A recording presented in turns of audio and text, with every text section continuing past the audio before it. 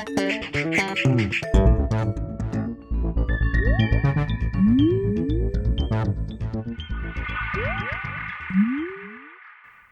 everyone and welcome to The Vortex, where lies and falsehoods are trapped and exposed. I'm Michael Voris. I just got back from a weekend in Chicago spending time with really good and faithful Catholics who just want a little clarity in their lives. They're looking for leadership and reinforcement. So many Catholics today are so wounded, hurt by the never-ending problems that have beset the church. We're not talking about the homosexual clergy sex abuse problem here. We're talking about a slow trickle of death by 1,000 cuts. You know, the small things that happen in their parishes that give them pause, the things done and not done.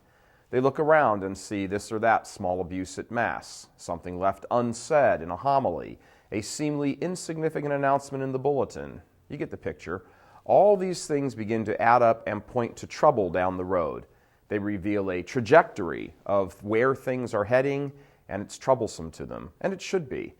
Just as no relationship suddenly falls apart out of the blue, there are always warning signs, a disturbance in the force, to borrow a line from Star Wars. There are always small hints that something isn't right. The highly attuned people, the really sensitive types, pick up on these warning signs and they begin to worry. Others blow them off and say, nothing to see here, folks, move along. The good and faithful Catholics today are very worried, and they're looking for leadership and they're looking for answers, for clarity. Why does the bishop allow this or that? Why does the pastor not do something about that crazy religious ed director? How come the liturgy committee is allowed to do this or that to the Mass? In the more extreme cases, but not terribly uncommon, sad to say, why does Sunday Mass look like a Protestant service more than a Catholic sacrifice?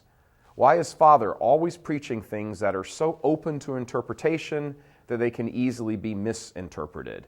How about a little clarity? This is the atmosphere that faithful Catholics find themselves in by and large. It's the air we breathe, for the most part.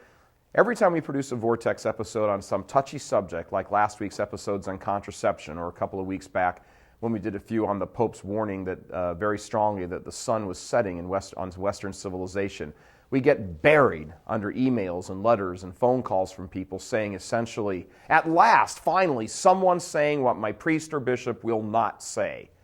Why is that? Why do so many people from all over the country and the world, for that fact, sit in their parishes Sunday after Sunday and feel uncomfortable with what they sense, which is that something in this relationship just isn't quite right? The reason they feel that way is because they're right.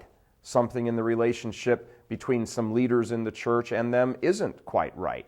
Too many leaders in the church, clerical and lay, are simply too fearful of the power of the gospel.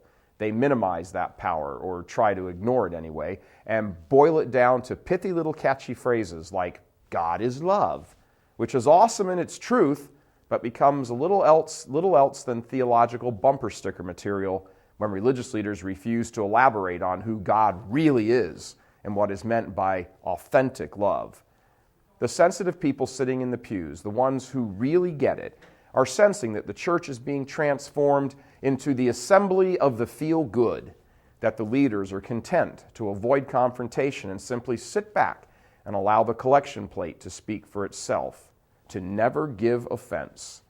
That would be fine, except the church of feel-good doesn't prepare you for anything except to be devoured by Satan when he finally unmasks himself and attacks. Stories of priests downplaying the reality of the sacraments, or bishops' advisors putting up roadblocks to increase devotions among the laity. Theological classes emphasizing the least important aspects over the most important. Subtle nuances in homilies. All of these things and many, many more are jeopardizing the eternal lives of millions and millions of souls. So the faithful Catholic crowd wants a little clarity.